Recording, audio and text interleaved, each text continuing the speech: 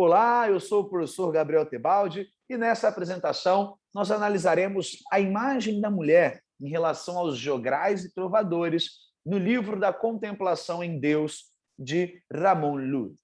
Para tal, seguiremos a seguinte lógica de apresentação. De início, veremos uma introdução sobre quem eram os jograis e trovadores. Em seguida, a crítica de Ramon Llull à atividade desses indivíduos. Na sequência, o papel e a inserção da mulher nessa crítica. Como que Llull considerava que jograis e trovadores atacavam, feriam o feminino e, por consequência, toda a sociedade. Encerraremos, portanto, apresentando a conclusão da solução de Ramon Llull para essa crise de decadência moral.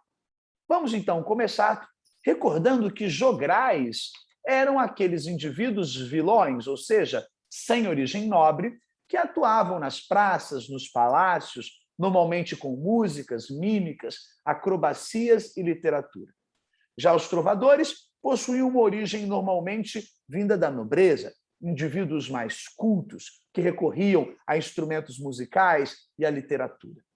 A partir do século XI, a língua occitânica passa a chamar os jograis de trovadores, porque os jograis já estavam, neste momento, divulgando a poesia trovadoresca. Há, portanto, uma linha muito próxima e tênue entre os dois grupos, jograis e trovadores, mas a principal distinção está no fato de que jograis comumente cobravam por suas atividades, pois faziam daquilo um ofício, ou seja, uma profissão. Dependiam daquilo para sobreviver, uma vez que eram vilões.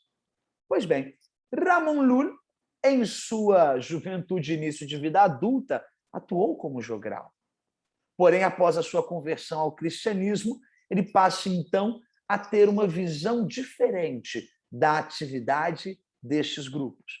É curioso ressaltar que, no prólogo do livro da Contemplação em Deus, Ramon Llull omite, inclusive, o seu nome, atribuindo a obra a Deus para não haver um vínculo imediato entre aquele sujeito, Llull, do passado, que atuou com a jogaria, e o Llull que agora escreve a respeito da divindade.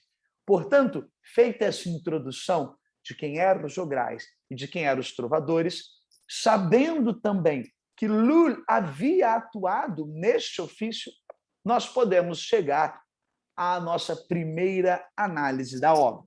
No volume 2º, livro 3º, distinção 23, que trata de como ver, lá no capítulo 116, como se proteger do que fazem os jograis, nós percebemos que Ramon Llull iniciará sua exposição falando muito bem dos jograis e trovadores, lembrando como que este ofício pode ser utilizado para o bem. Diz então Llull: "Ah, Deus, Pai Celestial, no qual está toda a santidade, toda a senhoria, toda a glória e toda a bênção. Senhor, a arte da jogaria começou em vos louvar e em vos bendizer. Por isso, foram descobertos instrumentos, rodopios, lais e sons novos, com os quais o homem se alegrou em vós." Então, perceba que o autor começa dizendo de como que a arte da jogaria pode ser utilizada, e foi, para louvar e bendizer a Deus. E você que me acompanha, talvez deva ter percebido que eu tenho aqui duas traduções brilhantes a respeito do livro da Contemplação. Do lado esquerdo, o professor Ricardo da Costa, a quem tenho a honra de chamar de orientador de pesquisa. Já do lado direito, a brilhante tradução recente da professora Júlia Butinhar, que traz, então, no espanhol, e nós podemos, ao comparar as duas traduções, notar pequenos detalhes, minúcias, que para nós, que aqui estamos nos debruçando sobre o pensamento de Llull, é sempre uma grande oportunidade de conhecimento e, claro, de análise também. Pois bem, mas em determinado momento percebemos, então, que após a sua conversão, Lully se torna um crítico dos jograis e dos trovadores. Para fins de ilustração, apresento aqui uma iluminura sobre os perigos do amor. Aqui vemos uma grande cena em que os diabos fazem os amantes realizarem cortes e vanglórias por amor às suas damas. Este é o texto em vermelho na sua tela.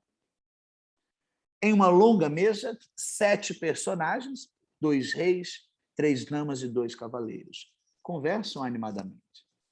Repare que a suave inclinação dos corpos e a sugestiva postura das mãos e dos braços sugerem a sensualidade do ambiente cortesão. Nas duas extremidades, 2 enormes demônios incitam espiritualmente os convivos com instrumentos musicais. Repare, portanto, que essa iluminura vem aqui ao encontro do que Lully apresenta na sua visão de jogaria após a sua conversão. Ou seja, aquele instrumento que poderia servir ao louvor de Deus já carrega um ar de sensualidade demoníaca, uma conversão para o mal, um uso da arte para desviar a sociedade. Pois bem, seguindo no livro da Contemplação em Deus, Lully é claro no segundo parágrafo dessa distinção e deste capítulo sobre essa corrupção da jogaria.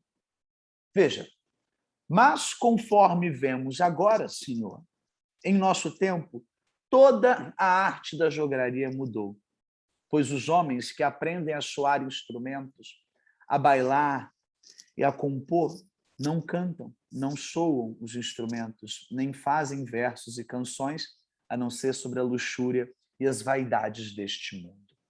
Ou seja, como os jograis estavam se dedicando às vaidades e aos desejos carnais deste mundo, aí, portanto, eles já não estão dentro do propósito divino e dentro daquilo que agradaria a Deus e que poderia ser utilizado para espalhar a sua palavra, uma vez que o pensamento luliano é um pensamento apologético, ou seja, de espalhar a mensagem de Deus numa apologia ao seu evangelho.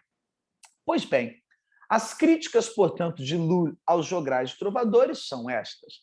Eles são amados e honrados por onde cantam e, portanto, se tornam celebridades, pessoas famosas, pessoas seguidas, porém, por maus motivos.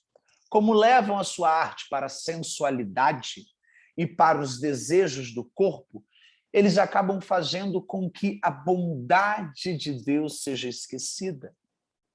São sujeitos que recordam as obras do pecado, semeiam disputas e guerras e, como grande base da sua ação, valorizam comportamentos imorais.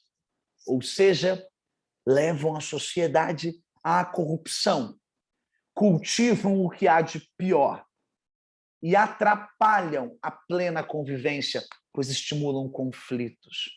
O seu entretenimento é maldoso, malicioso, mal intencionado.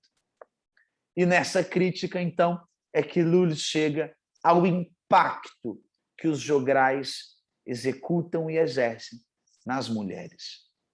O feminino é apresentado a partir de várias óticas de degradação. No livro da Contemplação em Deus, Lully diz que donzelas são corrompidas pelos jograis e perdem com eles a sua virgindade. Já as mulheres de mais idade, senhoras, acabam sendo separadas dos seus maridos.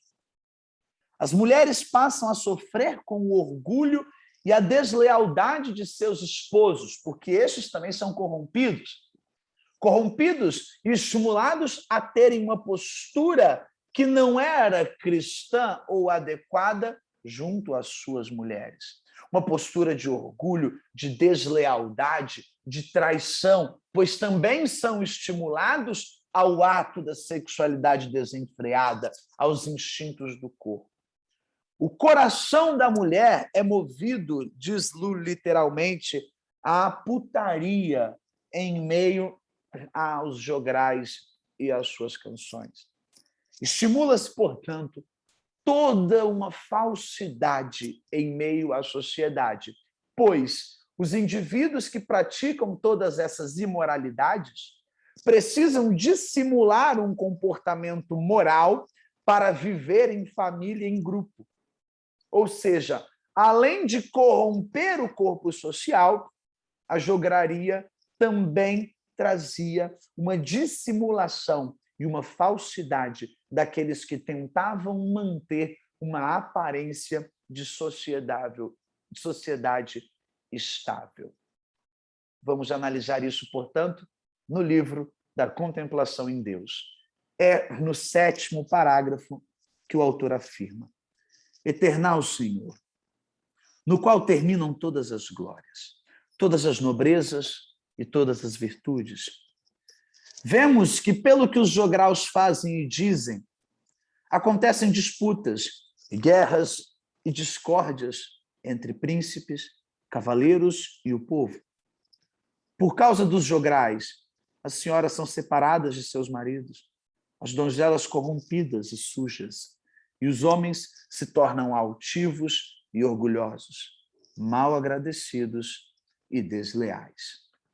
Temos aqui, portanto, no trecho, a confirmação da síntese que outrora apresentei, a ideia de que, por meio da jograria, uma corrupção completa se dá no seio social.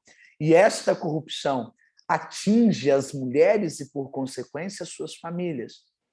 Pois, a partir do momento em que as mulheres se entregam à putaria, estariam também rompendo o seio familiar. E, para tentar manter o vínculo matrimonial, recorreriam à falsidade. Uma vez descoberta a falsidade, estariam, portanto, no divórcio, na separação. Lully segue, já direto no parágrafo 8, e nos afirma: vemos que os jograis, Senhor, soam seus instrumentos à noite pelas praças e caminhos para moverem o coração das fêmeas à putaria, à falsidade e à traição dos seus maridos. Não basta aos jograis, Senhor, o dia para praticarem o mal e para terem relações amorosas, pois ainda desejam o mal à noite, quando têm todas as oportunidades e não cessam de fazer o mal. Aqui podemos perceber como que Lully também associa a noite como aquele espaço de treva ou também de um espaço de menor controle, uma vez que a luz já não permite a plena visualização do sujeito. Ou seja, está aqui associada a jograria a um ato criminoso no sentido moral, aquele que se oculta nas trevas da noite para também praticar o mal, para também levar a sua dose de pecado à sociedade. O autor é enfático, ele diz: pois desejam o mal quando tem à noite, quando tem todas as oportunidades. Ou seja, não cessam apenas no dia, mas também recorrem à noite para levar na escuridão, na obscuridão, todo aquele mal e todo aquele pecado. As mulheres, portanto, são vistas da seguinte forma em meio à jograria. Um ato de loucura total perpassa a sociedade.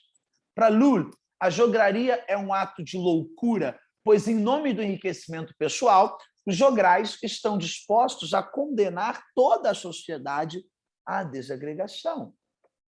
Ou seja, em nome da sua riqueza, condenam-se e corrompem-se mulheres, homens, famílias, reis, incitam-se à discórdia.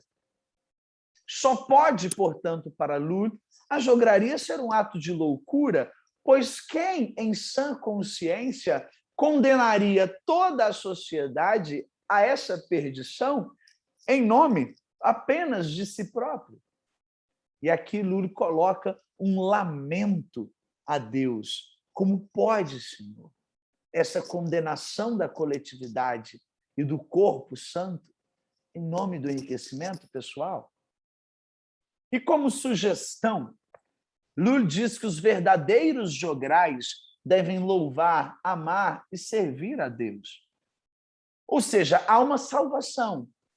É preciso converter os falsos jograis em verdadeiros anunciantes da palavra. E essa ideia fica claro para nós lá no 30º parágrafo. Com esse vosso servidor e vosso súdito foi, Senhor, por muito tempo um falso louvador e um mentiroso maledicente. E vós me haveis olhado com os vossos piedosos olhos cheios de misericórdia. Daqui em diante propõe, Senhor, ser um verdadeiro jogral e dar verdadeiro louvor de seu Senhor Deus. Aqui nós temos o coração da conversão luliana e o seu olhar sobre a jograria. É possível converter a arte corrupta e pecaminosa dos jograis em ato de louvor a Deus. É possível transformar aquilo que outrora serviu para o mal e para a ruptura do seio social em algo que agrade e faça apologia de Deus. Note que, ao fim, Lully diz um verdadeiro jogral, ou seja, os falsos jograis são aqueles que estão levando as canções de putaria. E os verdadeiros jograis, aqueles que anunciam a palavra. Portanto, Lully não anula a possibilidade de uma jograria cristã, uma boa jograria. Não aquela que ele havia praticado, não aquela que ele criticou agora, mas sim aquela que usa da arte, da música e dos dons de Deus para levar a sua palavra. Com ênfase, mais uma vez, no 30º parágrafo. Daqui em diante, propõe, Senhor, ser um verdadeiro jogral e dar o verdadeiro louvor de seu Senhor Deus. A arte, portanto, pode servir a Deus quando utilizada para fazer apologia à sua palavra. Essa foi, portanto, a exposição a respeito do feminino em relação aos jograis e trovadores no livro da Contemplação em Deus, de Ramon Lully. A todos os senhores e senhoras, muito obrigado.